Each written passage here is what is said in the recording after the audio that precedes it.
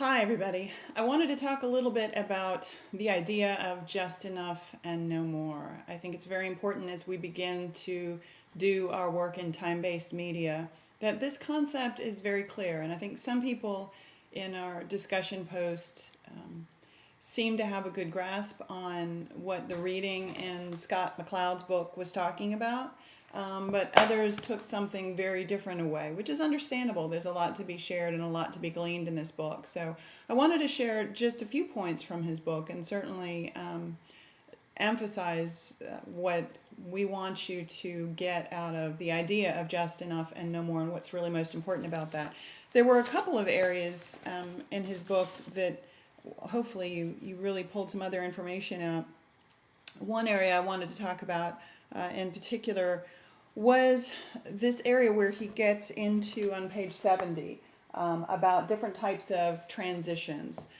For instance, this panel to panel transition where he's looking at moment to moment, a small image of a girl just opening her eyes or closing her eyes, very small transitions and how those can be effective. Another idea he talked about was action to action transition. So he's got a picture of a guy holding a baseball bat, and the very next image you see is where he's already swung the bat and he's hit the ball. So from one scene to the next scene. The next one he talks about is subject to subject. So he's got how much information is necessary for what he refers to as reader involvement in order for us to have meaningful transition.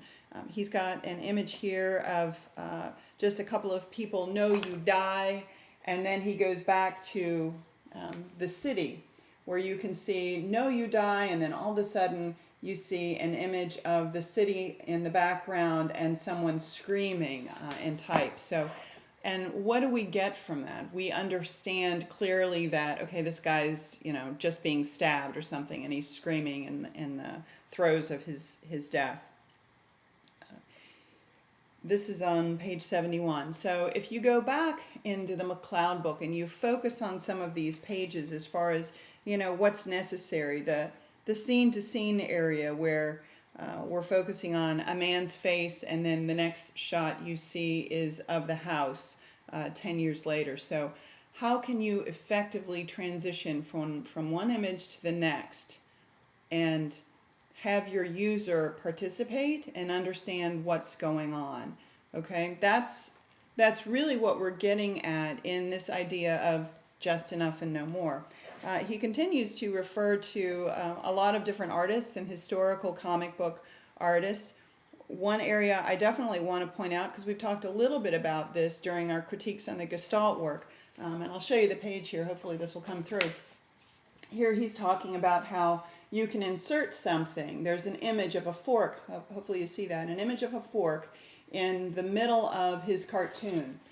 And what he's talking about is the fact that we as viewers are still going to look at the fork and try and put the fork in context of the other images of the series within this comic strip that's going on, and to make meaning out of it. There's a gun, there's an abstract form of a fish.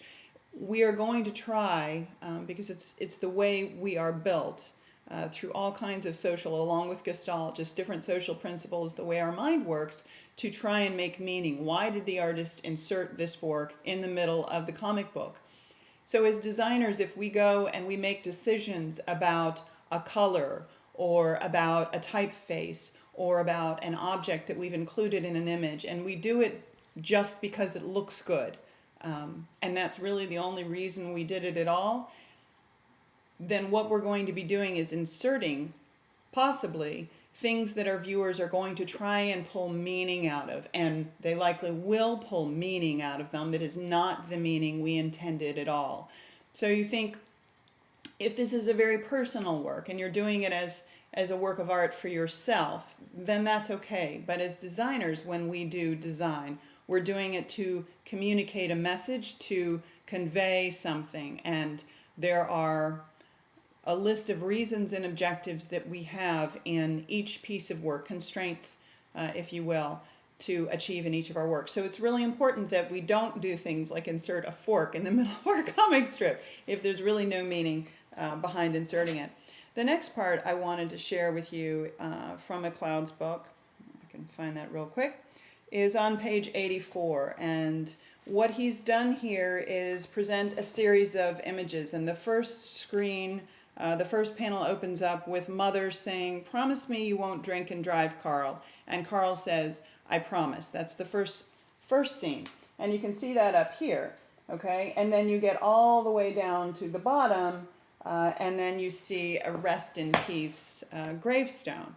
Well, what McCloud does on the very next page is he takes, I don't know how many are in that, probably, 35 or 40 panels. So he takes 35 or 40 panels and he breaks it down to, maybe 20 panels. And he keeps breaking it down. Over here we have maybe 5 panels. And then he gets it down to where we have 2 panels. If you think about the idea of just enough and no more, and refer back to this specific spread on page 84 and 85 in particular, and begin thinking about what is really essential for me to communicate the message from one shot to the next shot to the next shot. What do I really have to have in order to convey that concept? And if this piece is not necessary, if my viewers can put this together on their own, then don't include it.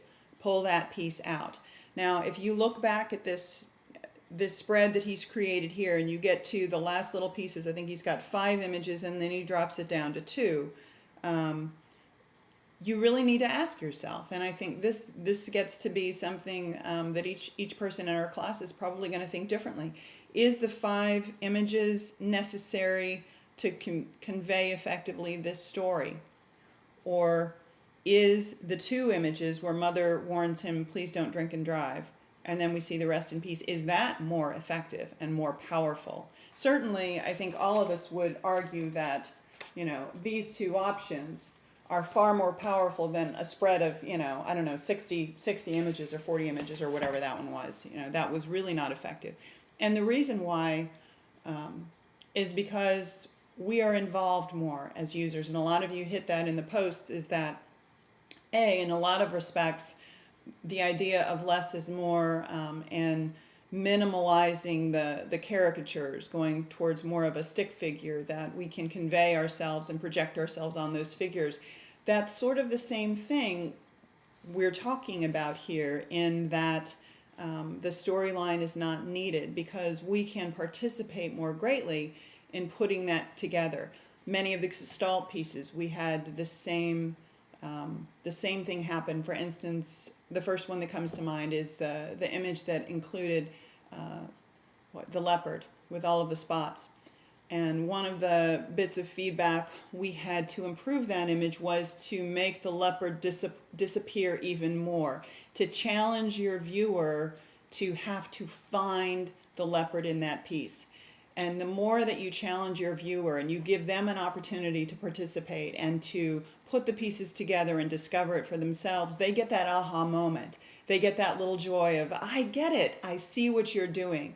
That's what makes comics so powerful, is that we are really engaging our users and the people that are looking at our work. We're allowing them to have a role in participating in figuring that out. We're not hitting them over the head with our ideas. So this idea of just enough and no more is extremely important in design. When you get to start piecing your storyboards together, and that's why a storyboard is very, very important, and you start working on these, you're going to come up with your storyboard, and I want you to go back and look at your storyboards for your three videos and really think about, what of these is necessary? What of these images can I pull out? Much of this you will respond to as you start putting your videos together, and you're going to need to put your videos together, have somebody else look at it and see if they get it. And it might be better to go on the end of just enough and no more by pulling some out of it and see if they understand it, see if it's effective.